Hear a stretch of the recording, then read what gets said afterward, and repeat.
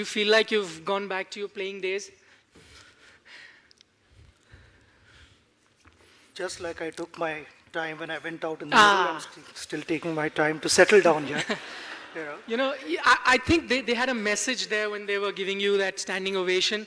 The message was that they miss you. Not just them, I miss you. Well, I was going to say the other way around, that I miss you guys, because, the love and affection, it's the support that I got for so many years. I'm missing that. No, not just them. I miss you. Before I was leaving for this session, my wife told me at the breakfast table, you're meeting Sachin, tell him we miss him. My grandmother, 87 years of age, called me, you're talking to Sachin, tell him I miss him.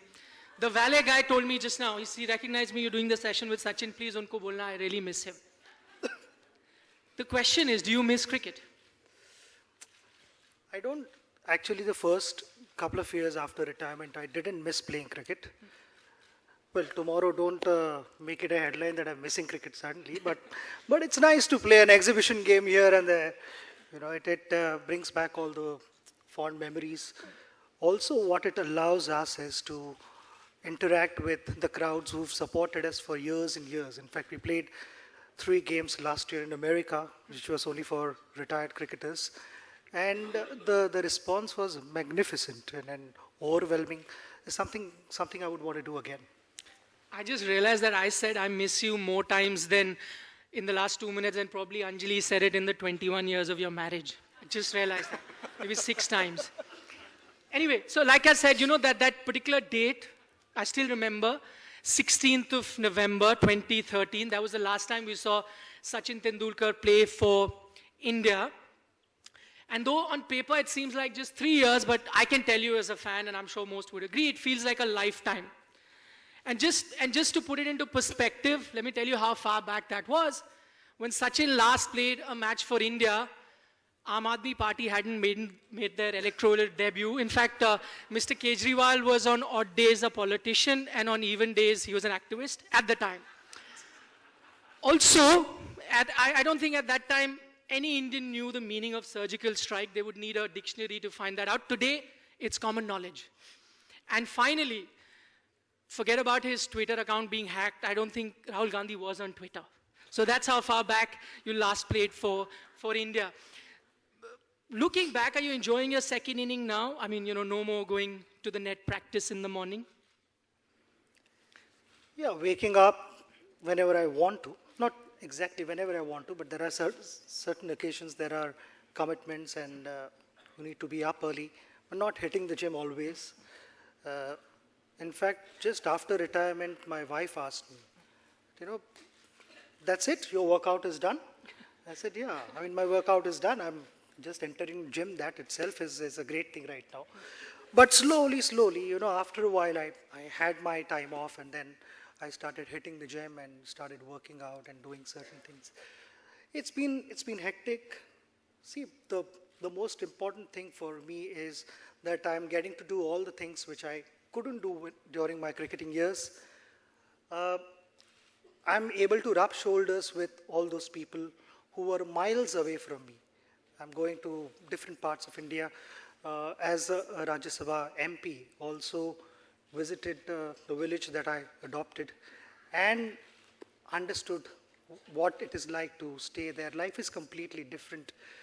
It's been a learning experience for me. It's not just about, few commercials here and there and attending functions, but overall as a person, I think it has given me an opportunity to travel around, mingle around with people and learn more things in life. Right, now let's get into cricket. Let's talk about current cricket. And I think the biggest issue right now in the world of cricket is Test cricket dying. It's sad to see not too many people turn up to watch a gripping Test match. How do you feel about it? And why do you think this is happening? As someone who always put Test cricket as the #1 format. I continue to do so. Test cricket is dying. I don't think it's dying. It's actually the mindset of the people which is changing. I feel the introduction of T20 and also above all technology, I think has changed the mindset. I may not be in the stadium, but I could still be following what's happening in a match. Uh, Test cricket, I felt there are not enough rivalries. When I was growing up, I was watching Test cricket. Today's generation, when they are growing up, they are watching T20. So naturally, with time, you're going to think differently. You're going to approach things differently. Test cricket, coming back to our rivalries, I felt someone like Imran Khan bowling to Sunil Gavaskar was a big thing for us. Our coach would take us aside and show us that, this is how a back foot defense is, which I don't know how many coaches would be doing that today. Uh, a rivalry between Vivian Richards and Jeff Thompson, Brian Lara, Glenn McGraw, Steve Ambrose, so many rivalries like this. So those rivalries were engaging rivalries, and that generated a lot of interest.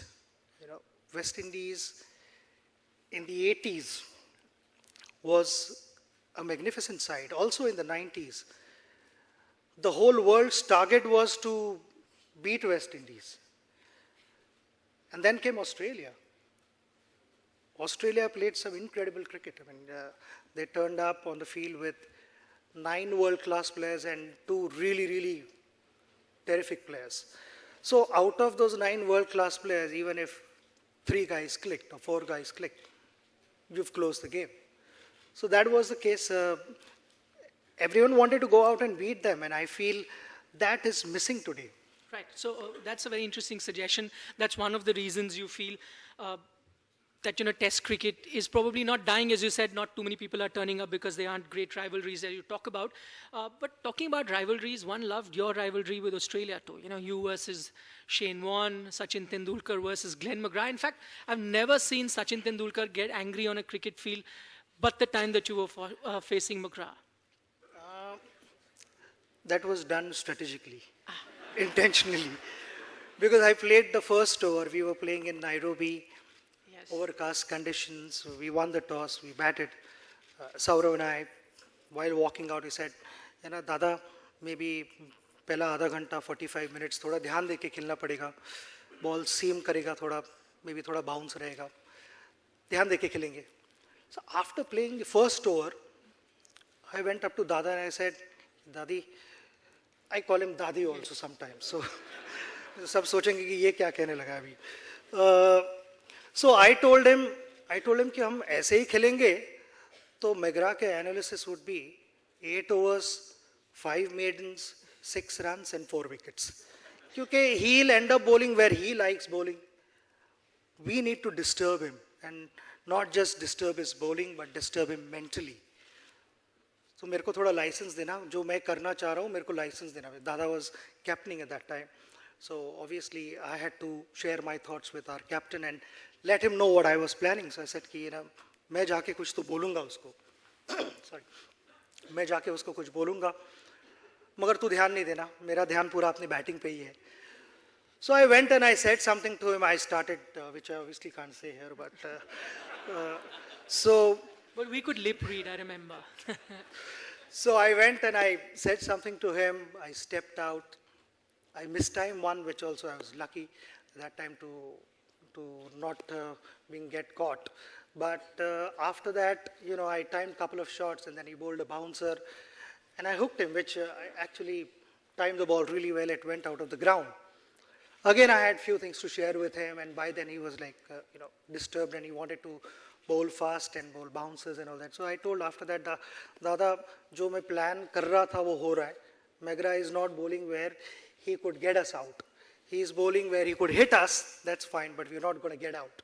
So the plan worked, but it was done intentionally. Sometimes, we don't carry all that off the field. McGraw is a good friend of mine, but on the field, when you go, you have to come up with these. To me, they are slightly innovative ideas because I'm not used to getting into, retaliate with the opposition and confront on various issues. I don't like doing that because I feel I've engaged myself into any argument or whatever when I wanted to do, not when opposition wanted me to do. So in my batting also, there were a couple of occasions where I kept leaving the ball, and I said, I'm playing my game. It's strategy, and then the rest of the world thought that he's playing too slowly. Because I said, I decide when I play the ball, not the bowler. And it's exactly like that. I decide when to speak to a bowler. He doesn't decide. That's fascinating insight into what goes into a mind of a professional cricketer. But we're talking about Test cricket and looking for solutions to improve it.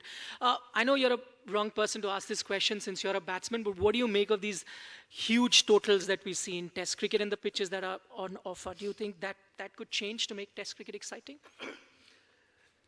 Nothing wrong in making big totals. That's what we all want to go out and do. But also at the same time, I will come back to those rivalries. Those rivalries took place because the game was engaging. The surfaces were slightly bowler friendly is what I would say. I still remember in, I think 1987, when Gavaskar scored 97. Correct, in Bangalore. In Bengaluru. Yeah. Well, it wasn't a big 100, it wasn't a double 100, but we still, it stayed with me. Why?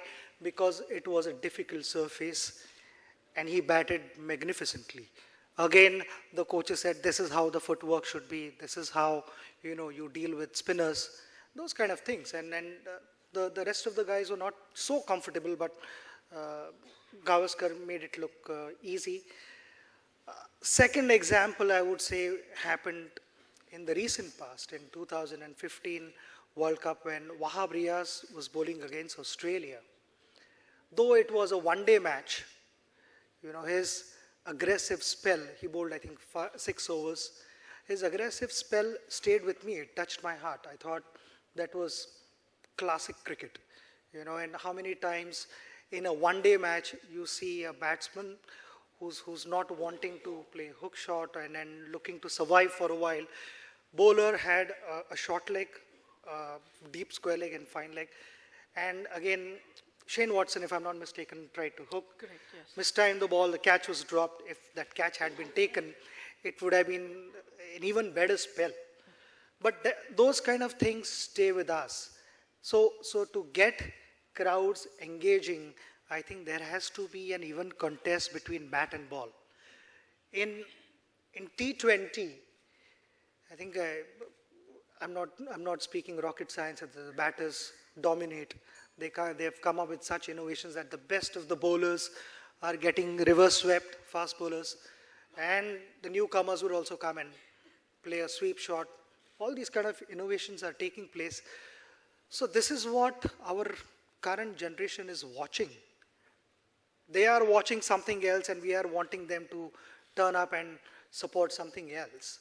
So it doesn't somehow, there is no connect at all, I feel. We need to prepare kind of surfaces which are evenly balanced, where we get to see 4 or 5 maiden overs up front when seamers are bowling. Life should be slightly difficult. It shouldn't be easy. And that is what Test cricket is about. There is not much difference as far as the laws of cricket are concerned between T20 and one-day cricket. With Test cricket, the laws changed in the 90s, so it's kind of, I felt, changed over there a little bit, and the surface has also contributed to that. So if you want to bring back interest levels and engagement of the crowds inside the stadium, because there are many people who are on their phones watching what's happening, or if it's not exciting, change the channel and look at something else.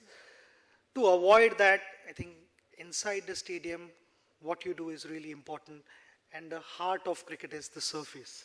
Okay. Surface decides what happens. The surface allows fair competition between bat and ball. Right. As a cricket fan, I must say that it's a spectacle when a bowler is dominating. It's great theatre to watch. And you gave examples of, various other batsmen who survived in tough conditions. I can think of one who played many great innings, but 2011, you and Gautam Gambhir in Cape Town. Now, that was an example of, surviving. Yeah, so many years of my international cricket. I remember that one session in Cape Town when in the morning we were playing against Dale Steyn and Moni Mokul, I faced 6 or 7 overs of Dale Steyn and Gautam Gambhir faced 7 overs of Moni Mokul. We were not able to rotate the strike for 58 minutes, if I'm not mistaken.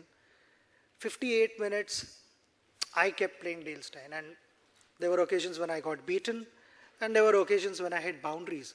But that is something the spectators enjoyed as well. You know, the game by no means was slow because we were scoring runs in boundaries, but bowlers were also beating the bat maybe twice an over. They were bowling magnificent spell, and that is something you want to introduce to newer generation because they are used to watching couple of boundaries being hit in T20 or one-day cricket. Now, can we show something different to them, where a bowler is beaten bat twice an over? That might generate those rivalries that I'm talking about, and I'm a strong believer of that because when you start creating these rivalries, people's interest levels go up. And when I remember when I was my first tour of New Zealand in 1990, it was Kapil Dev versus Richard Hadley, and Kapil Dev versus Martin Crowe. And we were all, I mean, I was part of the team, but I was still wanting, you know, Kapil Paji to do better than Richard Hadley. Kapil Paji wanting, should go out and get Martin Crowe. Those kind of things were happening in spite of being in the team. So for a spectator, a common man, they'll have more time to think about all these things. And they will engage themselves more than what they're engaging today, I feel. Okay, great ideas. What do you make of, again, looking at ways to improve Test cricket, back-to-back series? That's a great point because I thought of it. I feel, you know, when you play a side, let's say 2 years ago we played in England, and 2 years later, England, they've lost a couple of players. We have a couple of very good players, which is good for us. But a fair contest would be to play back-to-back series. There could be 2 test matches in England, and whatever happens there, you come back to India and play 2 test matches again here. So then home and away competition becomes fair with more or less the same squad, same form, you know, everything stays the same, just the venues change, the conditions change, but the teams don't change. Teams, if there is an injury, whatever, you can change because of lack in form, all that you can change, but more or less the core of the team stays the same. I think that might generate more interest. If we go and beat England in England, they would want England to come to India and beat India. So that way you are generating interest amongst both the audiences, in England as well as in India and various parts of the world. And for that, I think if we are able to do this, I know it's really difficult. Anurag is looking at me right now saying, oh, what is he talking right now? But, you know, this is just a suggestion. I'm just coming up with ideas and, you know, a way to look at generating more interest in future. This could be one of the things. I'm not saying that it'll click for sure, but something to think about. As a sports fan, I would believe that great suggestions to improve Test cricket, but we're talking about changes. So I have to slip this question in. Lots of changes suggested by the Lodha panel as far as the BCCI is concerned. What is your view on that? Is it because I mentioned his name? You're asking me. That reminded me of the question. Okay. Well, the matter is in the Honorable Supreme Court, and you know, it would be unwise to get into details and pass any judgment. But from my personal experience, from cricketing point of view, you know, I've always got a lot of support from the BCCI as well as MCA while growing up to have those camps for us, various tournaments, school tournaments. In fact, recently MCA also introduced last year a 14-member squad for junior levels, which is what I wanted them to do. So it gives more opportunities to youngsters. I sort of just shared one example with them. I said, if you have 300 matches in a year, school matches, you are encouraging 1,800 more children every year to participate. And that is a wonderful thing that they have done. BCCI, They've always been supportive, and the way we've managed things, I think it has also helped us to get to where we are. Not just me, but there are so many amazing players that India produced, and everyone would agree with me that BCCI has supported them and looked after them, taken care of them.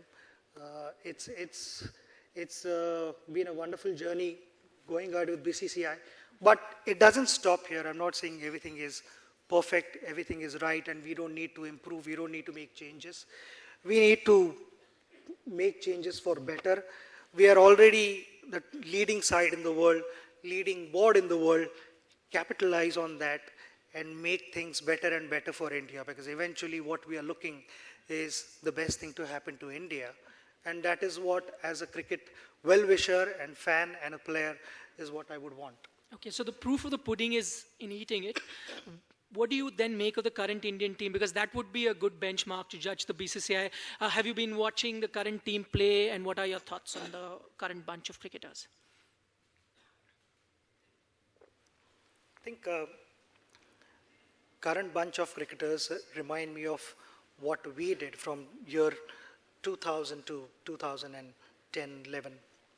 We had Sehwag, Rahul batted at 3, I was batting at 4, Saurav 5 and Lakshman 6. And that is what I see in this team. It's without any doubt, to me it'll always be the best side in the world, but soon the rest of the world will also start rating them as number one side in the world, because I feel we have the right balance as far as quality fast bowling is concerned and quality spinners are concerned. I think we have well-balanced side, and needless to say, the batting lineup is really strong, but it needs direction. We've got an ideal man to guide them, Anil Kumble. I think to have Anil Kumble in the dressing room and to share their experiences with Anil and vice versa is a once in a lifetime opportunity, and Anil being there 24/7 for them is fantastic. Okay, that's a huge compliment for the current bunch. You're comparing them with the Fab Five of Indian cricket that we saw. But as you said, some improvements need to be made. So going back to domestic cricket, lots of questions over, playing in neutral venues. We spoke about Test cricket, not too many people turning up in domestic venues. Do you keep a close eye on that? Because I know you have a lot of suggestions over my time as a cricket journalist. Very often I'd come across you and you'd have an idea as far as how to improve domestic cricket. Have you been thinking about it now and how to improve that to get better players? Yes, I followed a bit of domestic cricket. And talk about neutral venues and tailor-made pitches. So I was thinking, what could be a fair solution? And there were also comments that we need to travel better. We need to go abroad and start winning matches. So all these things put together, I came up with a radical idea. I don't know how many guys would accept that, but it's something to look at. We start to play on home grounds because you need crowd to be against you or with you, is what my feeling is. When we travel to places like New Zealand, South Africa, Australia,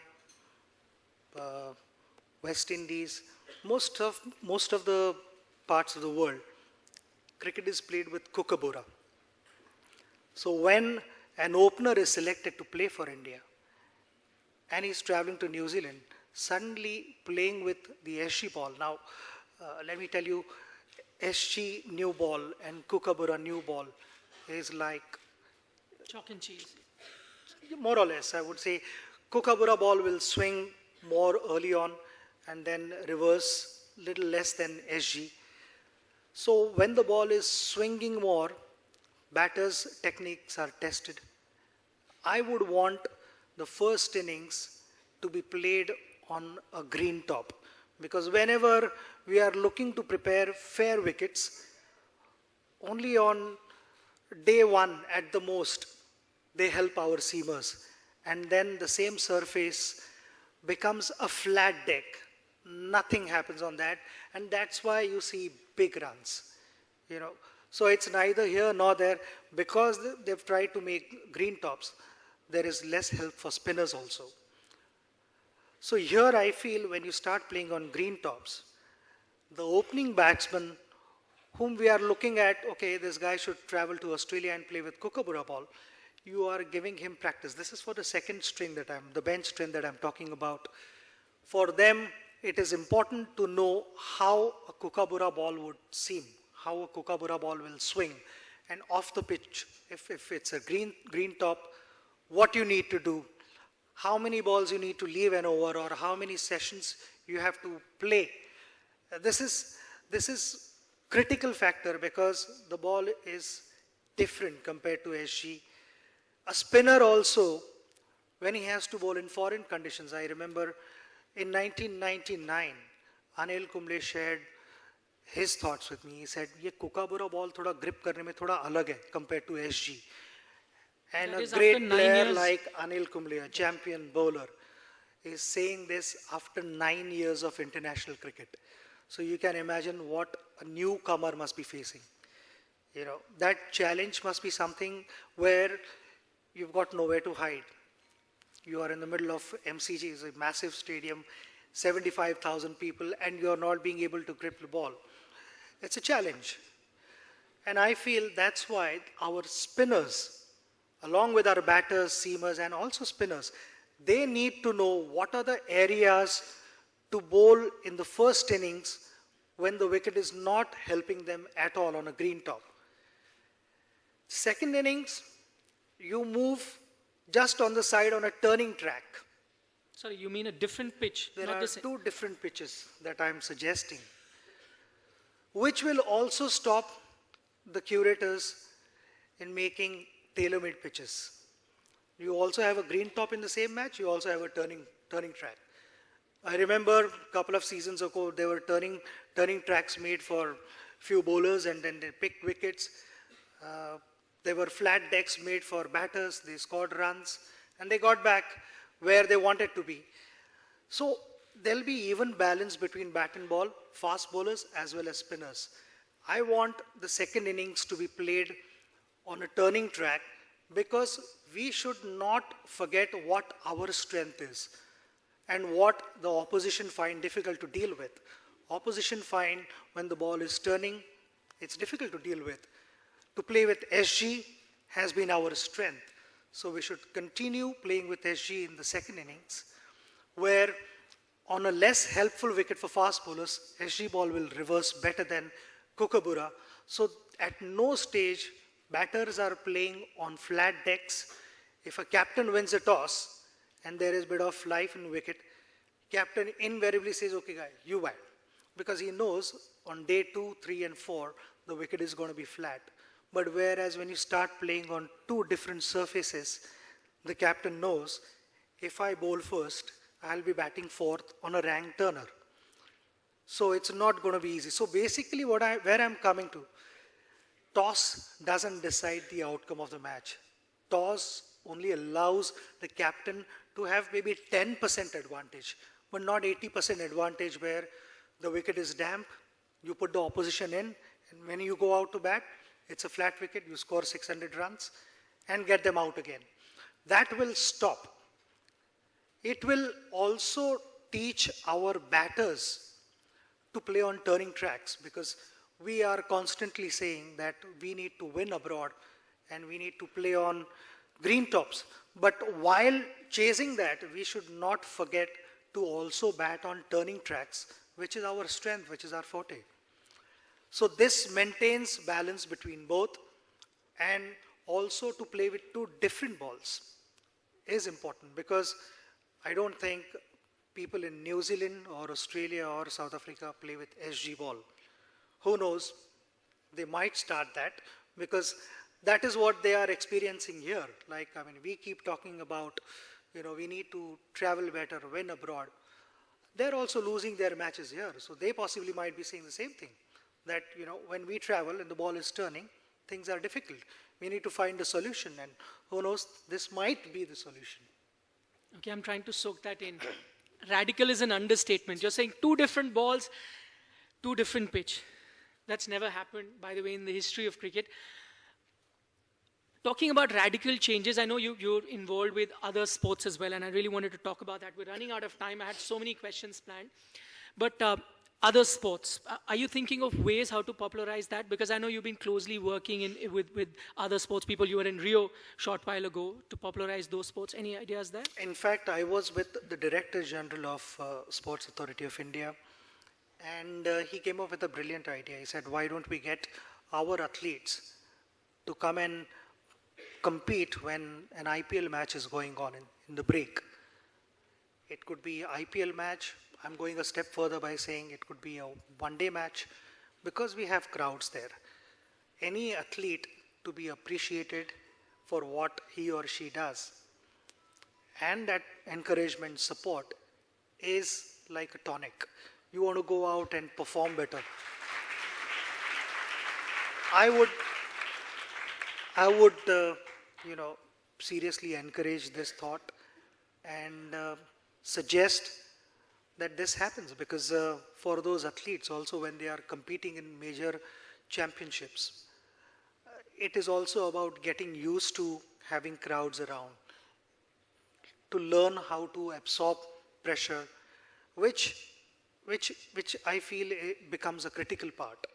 And if we allow that, above all, also I feel in a cricket stadium, there could be hidden sprinters, 9, 10-year-old kids. They don't even know at that stage. Maybe it's lack of awareness, lack of knowledge. Nobody has told them, "Oh, you could become a good sprinter."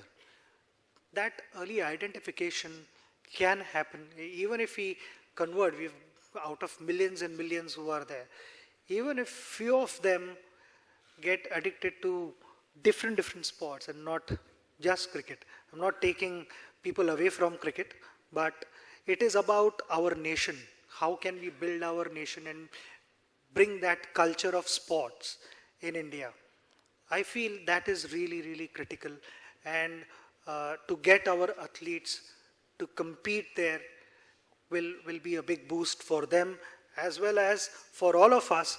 When you see any action live there in front of you, you know what it takes to become a champion. And these athletes are champions whom we need to stand and applaud and appreciate. I think it becomes our responsibility.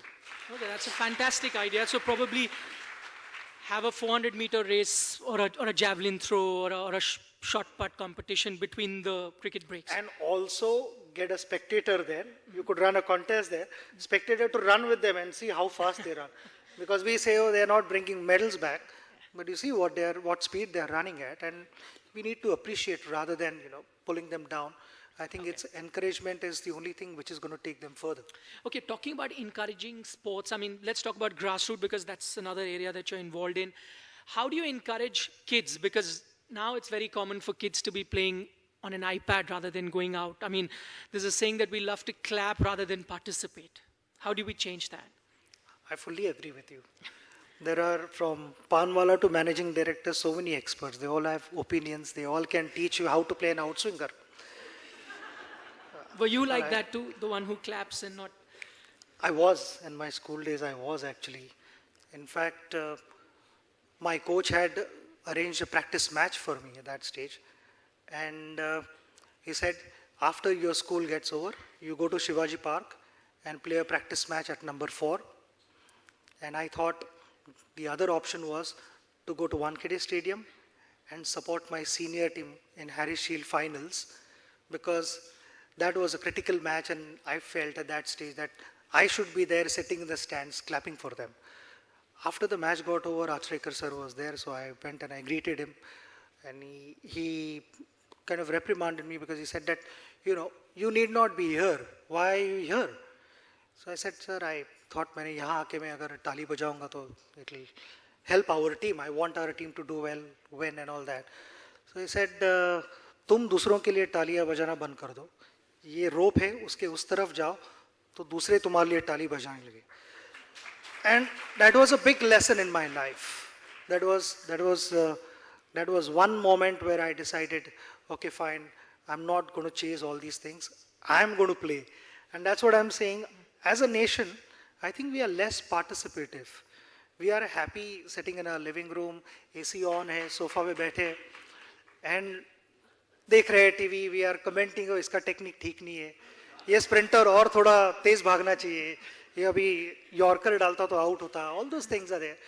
We don't engage ourselves into all those activities. And as a nation, what I would want is everyone to be more participative, because it'll have a dramatic change in your health, your lifestyle. If you have less illnesses, if you are fit and healthy, anything in any profession you perform better. You need not be a sportsman to be fit. You could be a normal person. You could be a lawyer, you could be a doctor, you could be an engineer, whatever. But a fit doctor, a fit engineer. Because I feel as a nation, we tend to ignore certain things.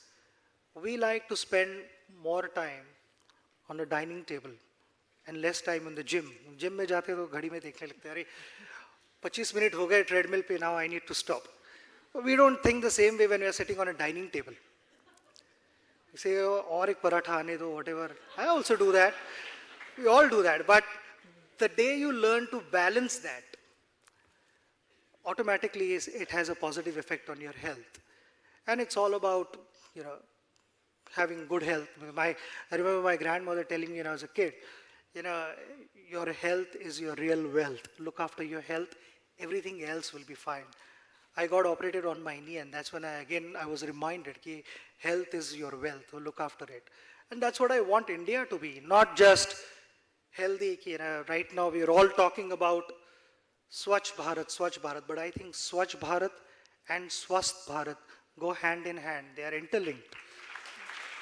And why they are interlinked? Because, here as a Swachh Bharat ambassador as well as UNICEF ambassador, I want to take this opportunity to also say that if we are thinking that we are a young nation and we are a fit nation, unfortunately we are not. We are the diabetic capital of the world. 65 million plus people are affected by diabetes, and that is because of our sedentary lifestyle.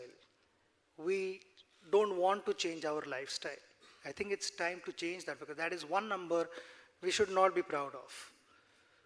To talk about Swasth Bharat and Swachh Bharat, agar swachh rahoge, to swasth rahoge. I keep telling all the children wherever I go, and as a UNICEF ambassador, whenever you are using the toilet, make sure you wash your hands after that. Or before eating, make sure you wash your hands with soap. Sometimes even a mother doesn't realize that she is harming her kid by not washing her hands. And the result is, really, really bad. It is catastrophic.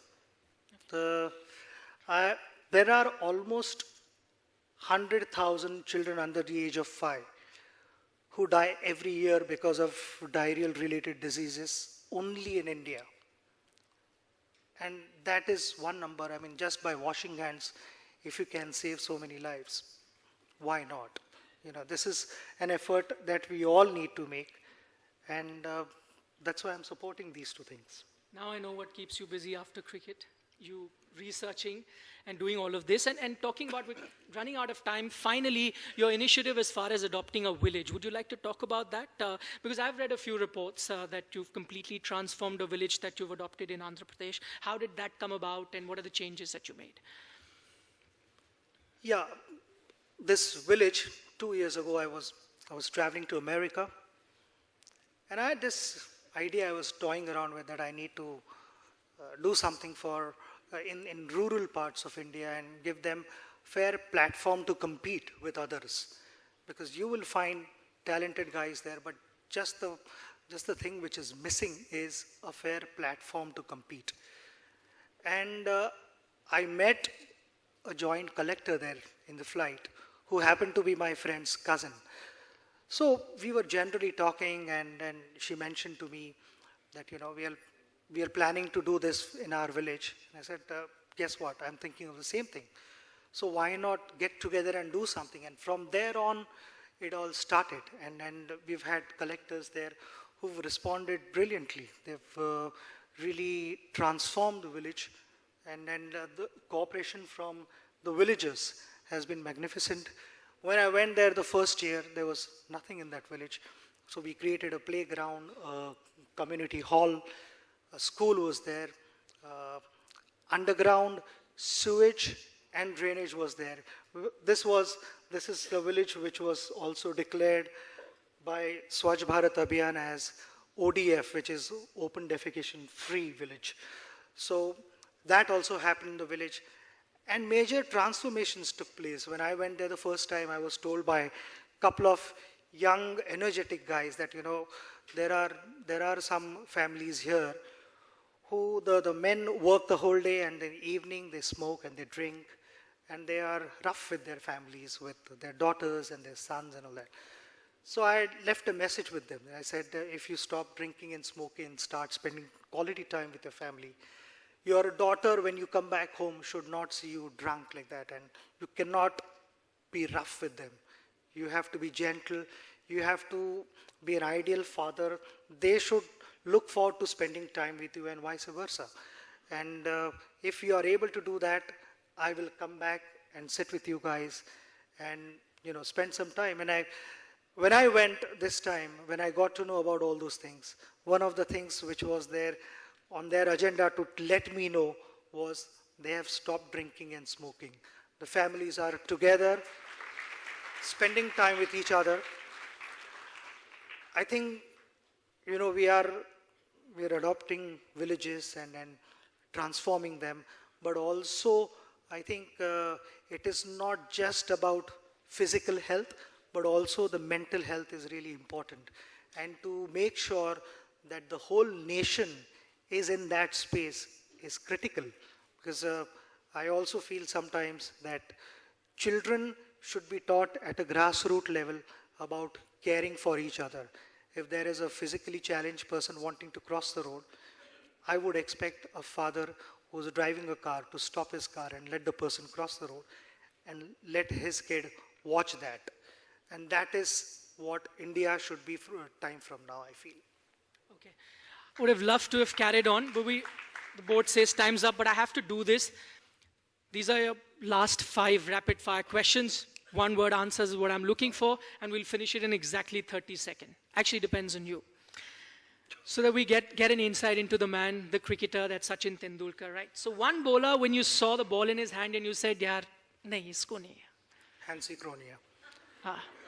People don't believe me, but yes, there have been times when I was well set and Hansi came and I said, yaar, main Donald ya Pollock khel leta, tu Hansi ko thoda dekh lena. Okay. Unusual choice. Okay. One thing he's got me out. Yes, few He's times got me with those out on a number of in-cutters. occasions. Yeah.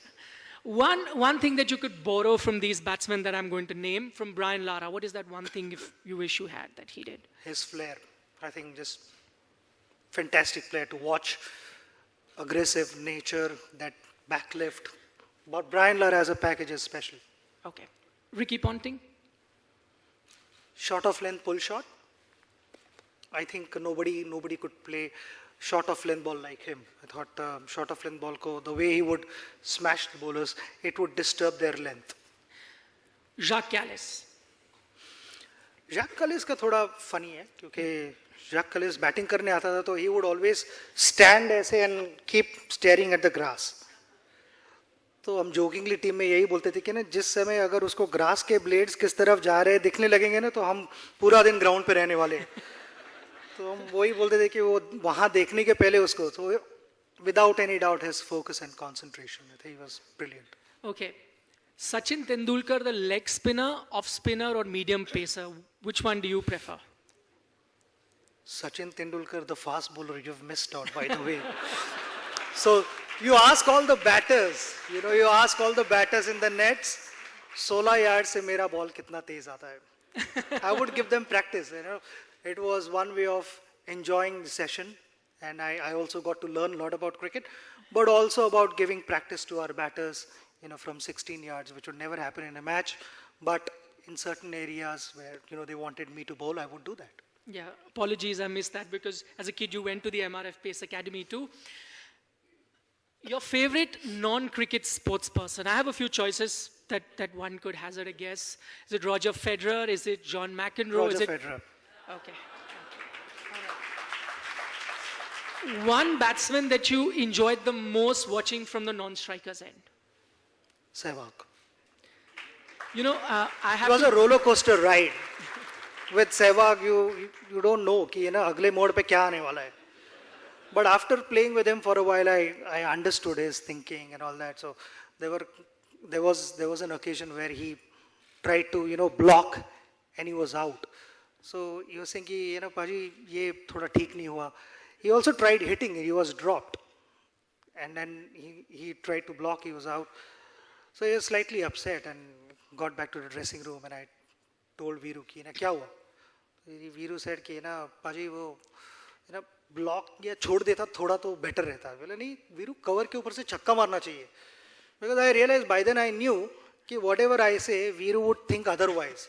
I wanted him to leave the ball. So नहीं पाजी वो छोड़ देना चाहिए था. I said okay छोड़ ही देना चाहिए था.